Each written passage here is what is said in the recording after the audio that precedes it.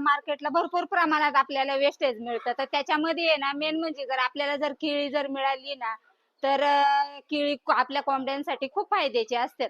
त्याच्यामध्ये आहे ना भरपूर प्रमाणात आहे ना कॅल्शियम, प्रोटीन, आयरन, मिनरल्स भरपूर प्रमाणात असतं. विटॅमिन सी, विटॅमिन ए.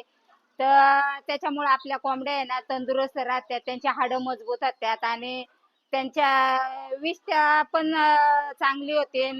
हाडांमध्ये रक्ताचं सर्क्युलेशन पण चांगलं होतं आणि आपल्याला अंड्याचं उत्पन्न पण चांगल्या प्रमाणात मिळतं.